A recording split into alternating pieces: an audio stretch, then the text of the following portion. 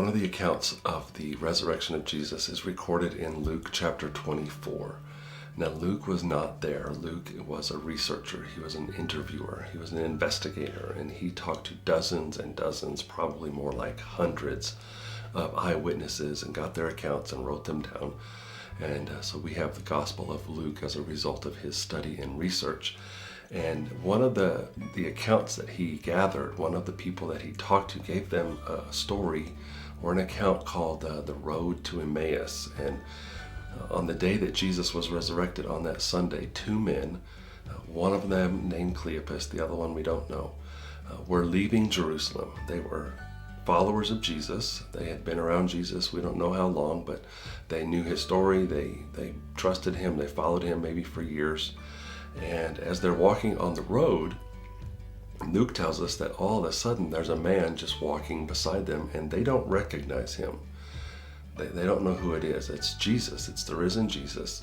And Jesus starts asking them questions like, where are you going? And what are you doing? And what have you been doing? And what's been going on in the world? And the guys are kind of frustrated. And Cleopas says, you must be the only one in all of Jerusalem who hasn't heard this story.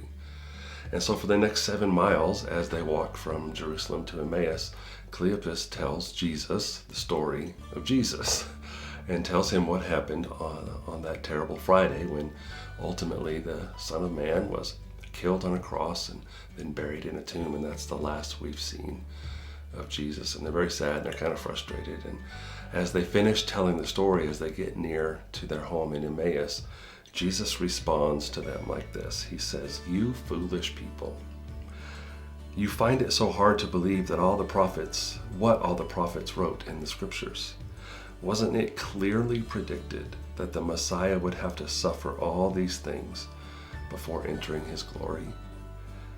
And then the Bible tells us that Jesus just began to teach them through the writings of Moses and the prophets, and he explained all the scriptures that concerned himself.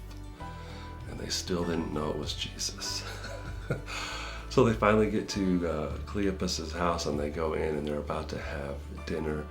And Luke tells us that Jesus did at this dinner what he did at the Last Supper, the last Passover he had with his disciples. He broke bread and blessed it, and then he gave the cup and he blessed that too. And all of a sudden these two men realize, oh my gosh, this is Jesus. We've been talking with Jesus the whole time. He's the one who's been teaching us and walking with us. How could we have missed him? How did we not know it was him from the very beginning?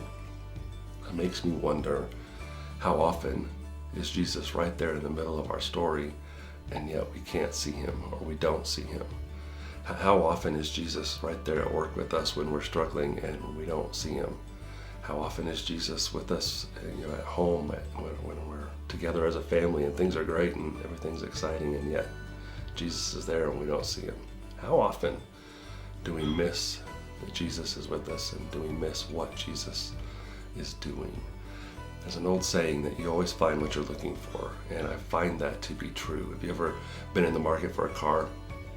Like you've got your heart set on a specific car, and you've priced it and you know all the details about it. And does it seem like in the days and weeks after you've been looking for your own car that it seems like everybody drives the car you want? Like there's another one of those models, and there's a blue one, and there's an orange one. All of a sudden you can just see all sorts of the things you've been looking for because you're looking for them.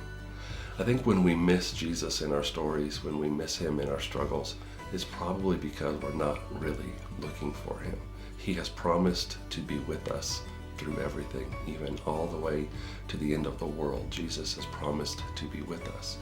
So wherever you go today, Jesus is going to be there. Will you see him? Whatever you struggle with today, Jesus is going to be there. Will you find him? The truth is, you will find what you're looking for.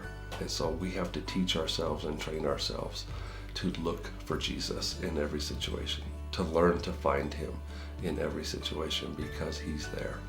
And if he would just open our eyes, we could see him, and it'd be easier to trust him. But part of that is to always be looking for Jesus. These two men, they weren't expecting a risen Jesus, but we live on the other side of the resurrection. We know he's alive. We just have to trust that he's with us. Hope you have a good day.